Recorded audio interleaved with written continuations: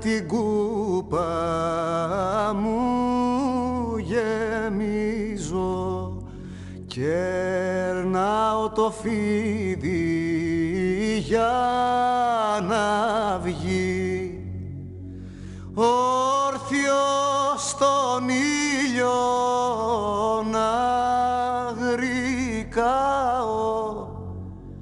στον ουρανό τάι του η κραυγή, όρθιο στον ήλιο να γρικάω, στον ουρανό τάι του η κραυγή.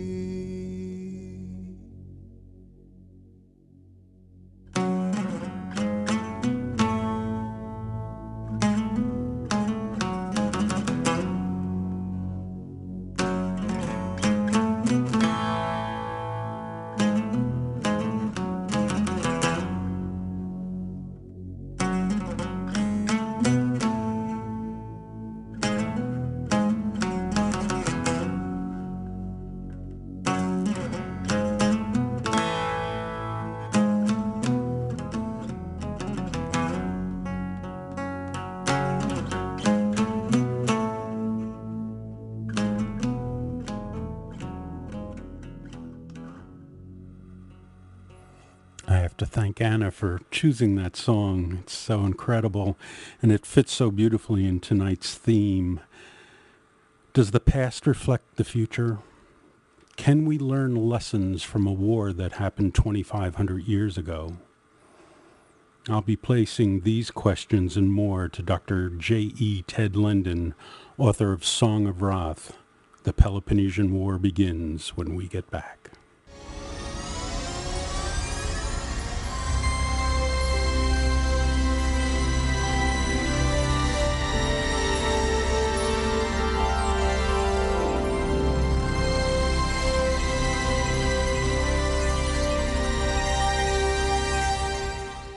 This is Bill Bushell, and you're listening to Graffiti.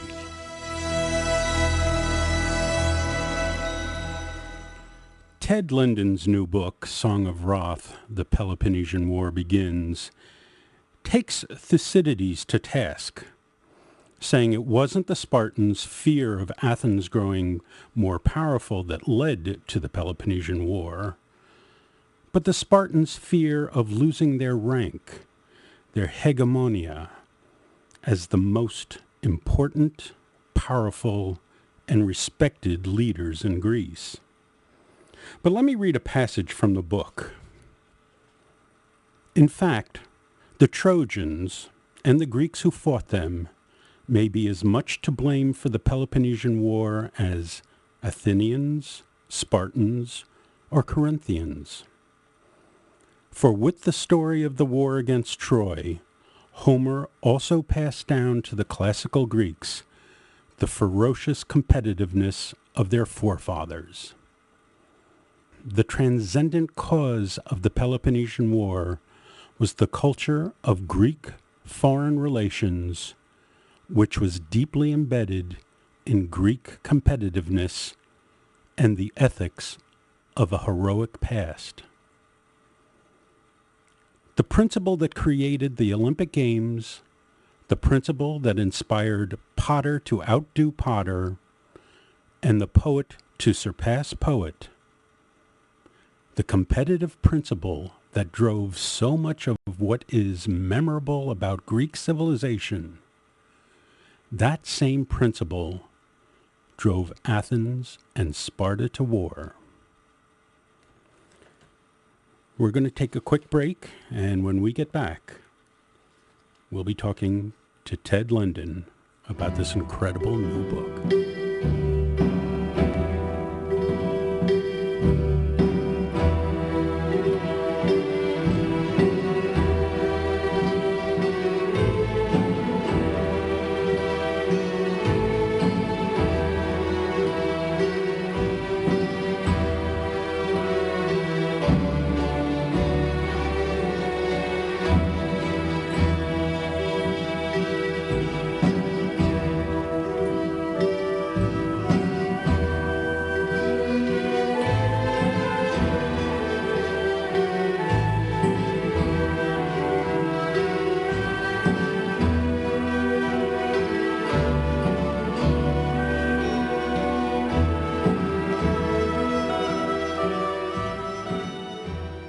Back in 2005, Ted Lendon and I had a conversation about his then new book, Soldiers and Ghosts. In it, he promoted the idea that the fighting style of the Greeks wasn't as dependent on advances in military tactics, weapons, and strategy as it was the result of a long-standing Homeric code of honor. In this book, he puts that theory to test. Let me just say that before I introduce Ted, that he teaches history at the University of Virginia, and being a competitive soul himself, he's had racked up quite a few awards for scholarship and teaching, many more than I could possibly cover in the time that we have left. So I think I'm just going to say hello, Ted, and welcome back to Graffiti. Well, I'm glad to be here. Thank you very much, Bill. There are so many places where I could start this conversation, but I'm going to start where I usually start when I speak to somebody, and we did go over this the last time, but it's the life path question. And the last time we talked, you said that you started getting interested in history when you were a teenager, and you were actually more interested in the Middle Ages. But my crack team of researchers found out that you actually spent your teenage years in Japan. I'm just wondering why you didn't go into Asian history. That's a great question. I think that the answer is that I'm one of those people who likes things that are exotic. And to me, growing up in Japan, European history was extremely exotic. We don't think of it as exotic living here because it's sort of the basis of our own civilization and things like that. But if you do grow up in Japan and watching Japanese TV and interested as I was in things like Bushido and sumo wrestling and sort of the odd things that teenagers get interested in Japan, the Western antiquity seemed extremely exotic to me, and so when I got to university, I became quite fascinated with it. Well, it's interesting you brought up Bushido, because I do want to ask you about the comparison between Time and Bushido. But before I get to that, I have an overview question. It's almost like two questions in one. I'd like you to give us an overview of the Peloponnesian War, a small task. You only wrote a 400-page book about it. And also give us an idea of the reporting that Thucydides did on the war. All right. The Peloponnesian War takes or occurs over the course of 27 years in the latter part of the 5th century BC. It's fought between Athens and Sparta and their allies, both of whom much outnumber the principals. So Athens and her allies and Sparta and her allies are fighting. And eventually Sparta wins the war, but the war comes in various portions, and I've written about the first 10 years of the war, the period of the war which the ancient Greeks with incredible creativity called the 10-Year War, and that we sometimes call the Archidamian War because after the Spartan king who led many of the early Spartan campaigns.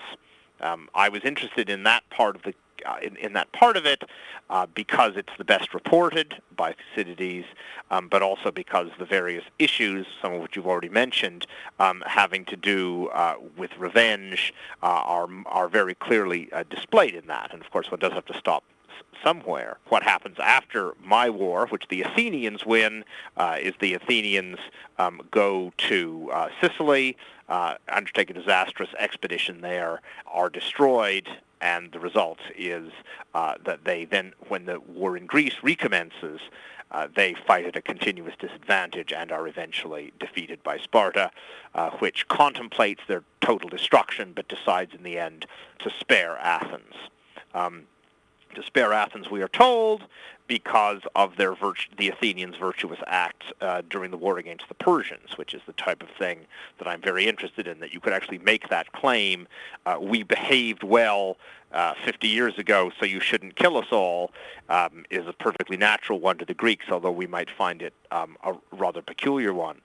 The second question, reporting, of course, most of the war is reported by Thucydides, the greatest of the Greek historians, who's also, of course, in many ways the founder of political science, a great thinker in his own right, and a beautiful stylist. And he tells the story of the war down to 411, that is to say, after my book ends.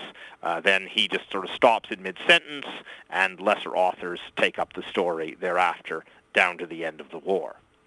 Yeah, I'd like to get into more about Thucydides later, but I want to go back to the question of Bushido and Time, Hybris, all these things that you talk about so eloquently in your book and their importance. And I know you were saying that the Japanese was not exotic to you.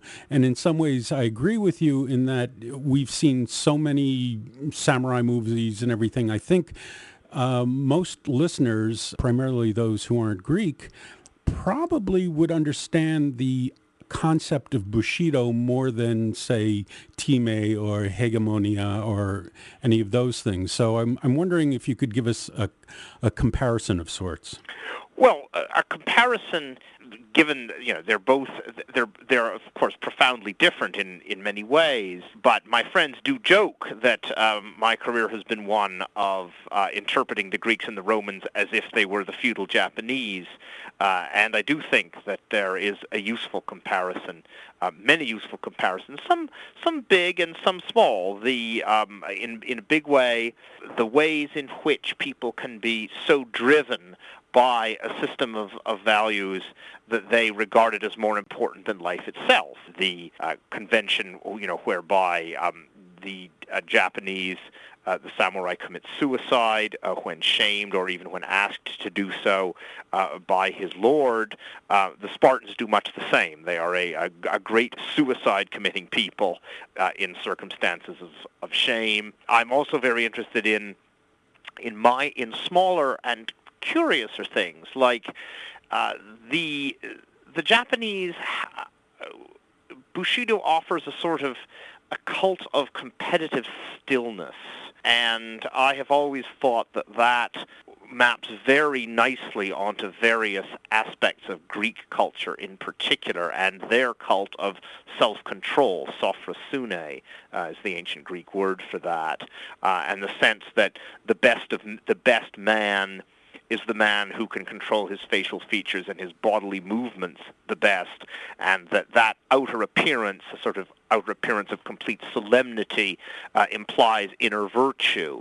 That is, again, seems to me an extremely Japanese way of looking at the world, and very dissimilar to our sort of confessional culture, in which you're expected to have your expressions appear on your face, and we're always told to get in touch with our feelings.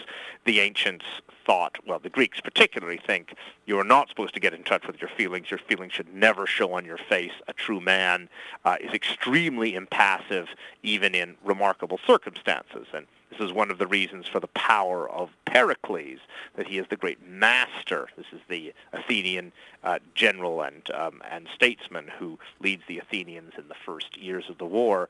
He is the master of this code. He is the greatest, he's the most impassive of all. And everyone respects him for this, and he builds a political career on being impassive. And, you think about that seems extremely strange to us. But, again, that would be completely explicable in feudal Japan. I just wanted to remind everybody that this is Bill Bushell, and you're listening to Graffiti on Hellenic Public Radio, Cosmos FM, on WNYE 91.5 FM here in New York.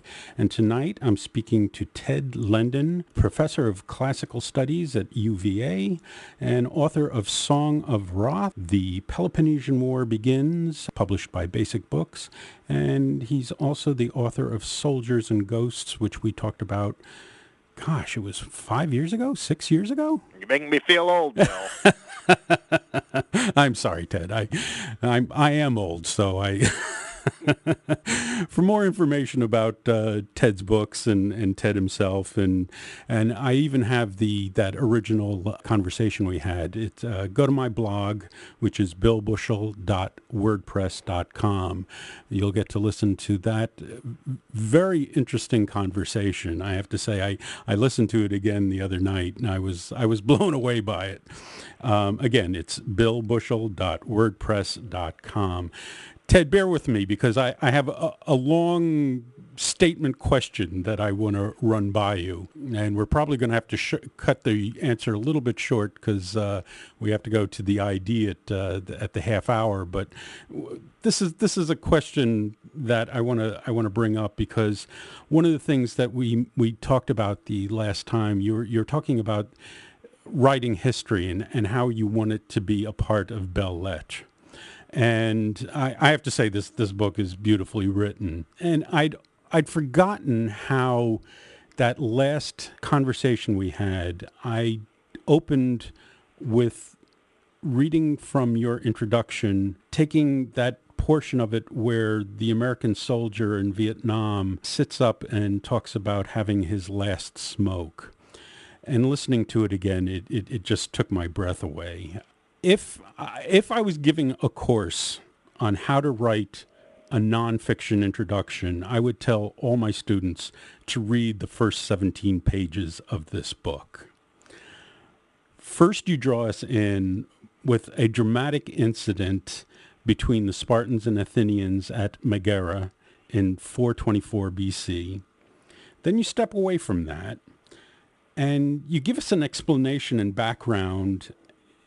And then you put the whole Megaran story into context. And I just want to read this one short thing, which is on page 11. The ancient Greek sense of superiority in rank and worth was what the greater war between Athens and Sparta was about.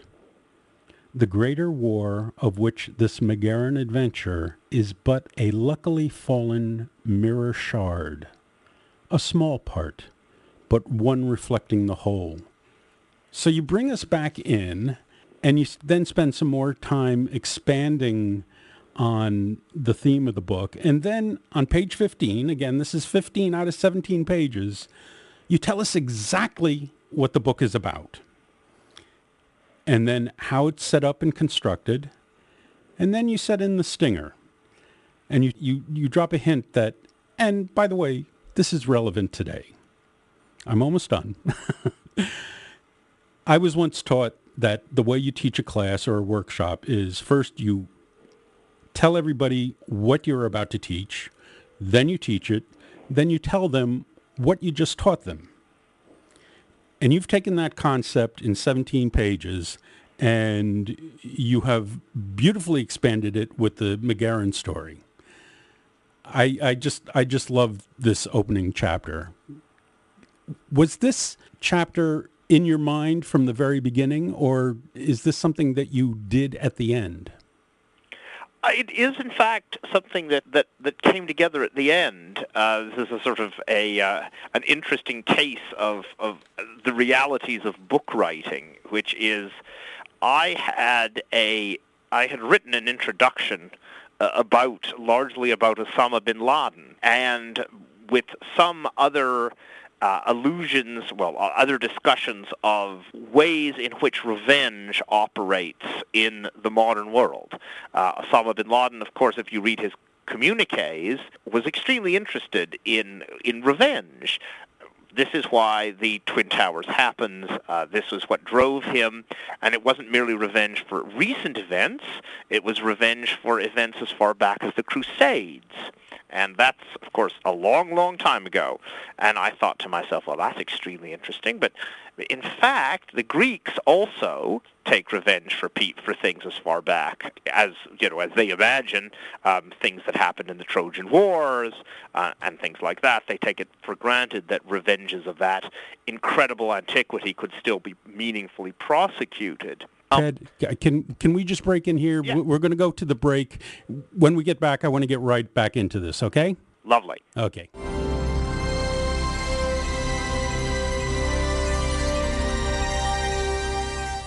This is Bill Bushell, and you're listening to Graffiti on Hellenic Public Radio on Cosmos FM on WNYE 91.5 FM. And tonight I'm speaking to Ted Lendon, who's written this incredible book, Song of Wrath, The Peloponnesian War Begins. Sorry that I had to interrupt you there, Ted, but those things just cannot be put off. No, I quite understand. What I was saying was that the book originally had a sort of double-barreled introduction, first about Osama bin Laden, quoting extensively from him and saying that these things are still, questions of revenge are still relevant in the modern world.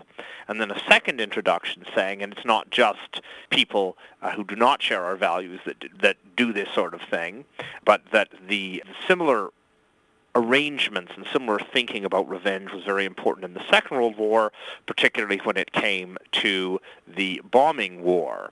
We, of course, are so now a little bit mystified in many ways by the bombing of Germany, the bombing of Japan. But when you understand that there was a sort of pattern, particularly in Germany, of they bombed us a little and we bombed them a little and then we bombed them a little bit more and then they bombed us a little bit more, and the sort of creep of targets from military targets to civilian targets and then eventually to sort of relatively indiscriminate bombing of cities had this same revenge structure that it seemed to me very interesting, that as so relatively recent in our past, we were thinking along lines that were very familiar. In the end, those sections were removed and replaced with the Megara material, I think probably rightly. Partially, it's a question of professional expertise. I'm not a contemporary political scientist. I'm not a historian of the Second World War. I always feel a little bit nervous going into those things, but also particularly the Osama bin Laden thing. My editor, is a very wise lady indeed, pointed out to me that this is going to date the book very badly, because in 50 years or whenever, in 20 years, people wouldn't know who Osama bin Laden was, and it would be one of those sort of references that would baffle people and would make people think that it was perhaps less interesting than it might be. So I was very glad in the end to end up with a purely ancient Greek introduction with that one little allusion at the end of the introduction to the fact that if you take the sort of machine of revenge I offer here, you can apply it to the modern world, and you can learn a great deal about how things work in places like the Middle East, but also North Korea seems to be heavily driven by considerations of revenge and retribution, and other states to a greater or lesser degree. Right, and I want to get into that a little bit later, but I just think the introduction, as I said, if I was teaching a course on how to write a nonfiction book, that would be the chapter that I would point people to, because it is so succinct, and it just fills all the needs that an introduction should have. Well, one does work about over such things. I do, as we discussed previously, I do regard history writing as a branch of belles lettres, and I am interested in structuring it so that the story is well told, and so that the reader enjoys the process of reading it. I'm very much opposed to the sort of professors writing for professors history that is so frequently produced by the contemporary academic historians. I don't think that helps anybody, or is indeed. And the truth of the matter is, it's not even interesting to the other. It's not even interesting to the other professors, really. I know. I've read a few of those books. I'm sure you have. What is your writing process? Is there anything special or significant about the way you set about writing? It was interesting because I'll never forget when we finished up that other interview 5-6 years ago. I asked you what you were working on. You said, "Oh, I'm working on a book on the Peloponnesian War," and I'm like, "Oh, wow, great!" And here it is. 5-6 years. That's a lot of time. That's a lot of time. I guess the one thing that I would say was unusual about my writing process is that it's all, everything is recited. I don't just type. I recite it all aloud to myself, and then when I'm revising, I read it to myself aloud to hear what it sounds like. And that is sort of the basis of the style. Sometimes you will notice peculiarities of the style which doesn't quite work, but that's usually because it's a very oral style. And I do try to ensure that it works well read aloud, because I think that's how you get a nice rhythmic style, and also one can tell very much whether something's going to be clear or not, and whether the reader has been reminded of what the reader needs to be reminded of, and things like that by reading it aloud to yourself. So that's how I do much of my writing. I will sort of recite and then write down or type into my computer what I have just heard myself say, and then print it out a couple of days later and read it over, and then read it over aloud. Again, this makes me, of course, an incredibly irritating person to have in a house or an office or an airplane or something of the sort, because I'm always muttering to myself under my breath, and people look at me strangely, although less than they used to, of course, because everyone in our society now seems to be talking to themselves under their breath. Yes. But it still throws me when I'm walking down the street and, suddenly someone starts talking and I'm like, are you talking to me? Yes, exactly. I say, excuse me? It happens all the time, but I'm as much guilty of this as anyone else. I have to say, though, that I love the fact that you read aloud to yourself your material. I just gave a course on how to read aloud poetry, and I kept on trying to impress upon the people in this group that it was so important, even before they're presenting it aloud to an audience, to read it aloud to themselves, that they're going to learn so much by reading aloud the work and hearing it and hearing the flow of it or the lack of flow. Mm-hmm. Yes, absolutely. I was my only distinction in high school was as winning contests in poetry recitation. This is the contribution of my mother, who was also my coach in these things. There was a lot of sort of reading of poetry in my family. And I learned very early on that you don't really understand anything until you have read it aloud. The ancients, who of course did not normally read silently, but mostly read aloud or were read to, seems to me had a much closer relationship with the written word, curiously, because they heard it rather than simply scanned it. They had to go more slowly. They were naturally more intensely interested in questions of style and presentation than we are, because they didn't really have much in the way of, as it were, technical literature. One of those big boring books about C++ or whatever that was not also making stylistic attempts. It's astonishing when we read things like their agricultural treatises or their treatises on how to build a catapult, the high stylistic level at which they're written, presumably because even very technical things people expected they would be read and read aloud. I couldn't agree more. I just think it is so important for any writer to read their own material aloud, and of course to read other things. I mean, I really enjoyed reading segments of your book aloud. Well, that's very kind. I tell my students, of course, that they should never turn in a paper they have not read aloud, because it saves them a vast number of errors of syntax. I mean, even if they're not attempting actual elegance, it is the most obvious way of producing good basic prose, is to read it aloud to yourself, because in fact most people speak much more grammatically than they write. And so I always encourage my students. I heartily agree.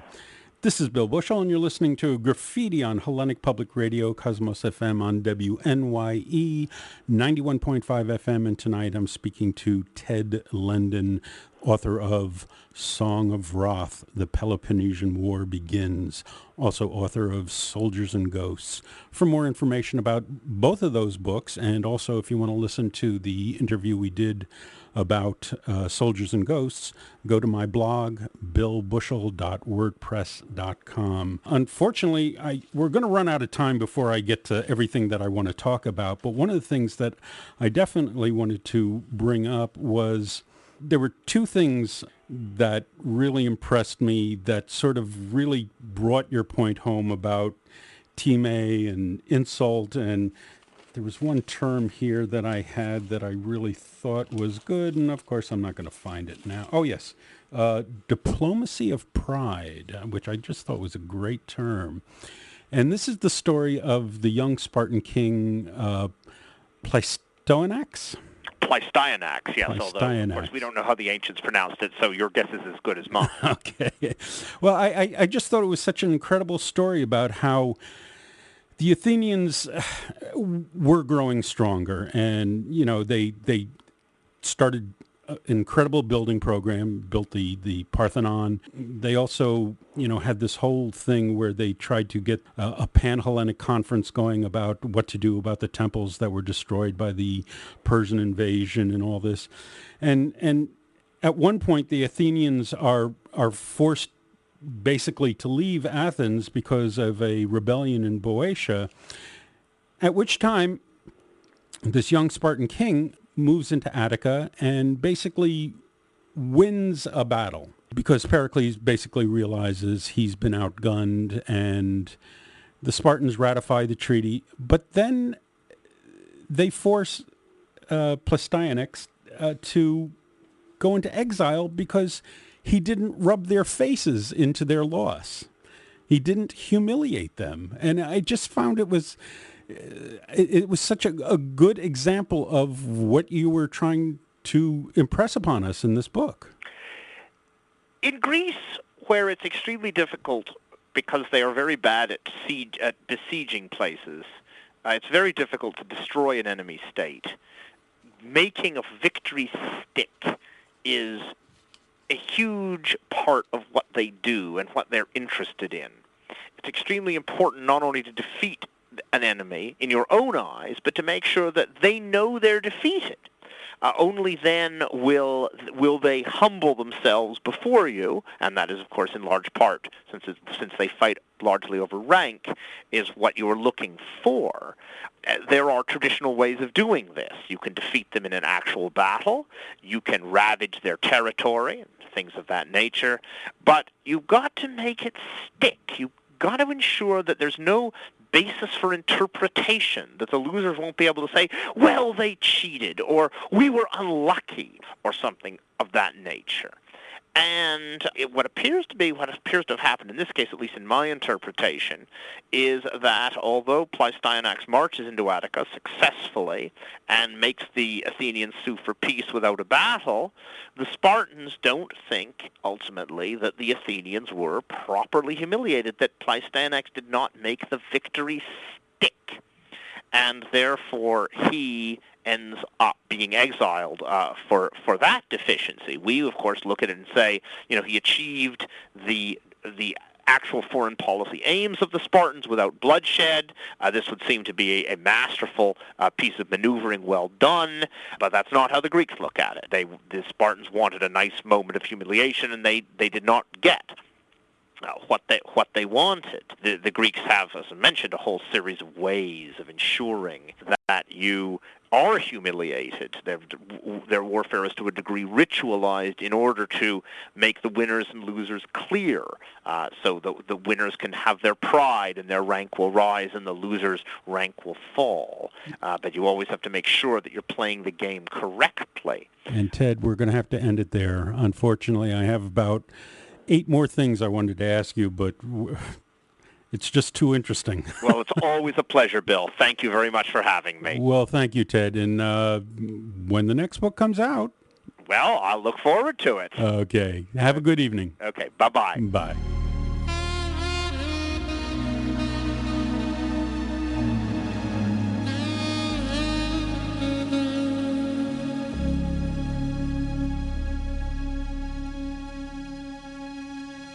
That's it. See you soon. Kali Nikta. May the eagles fly. Love ya.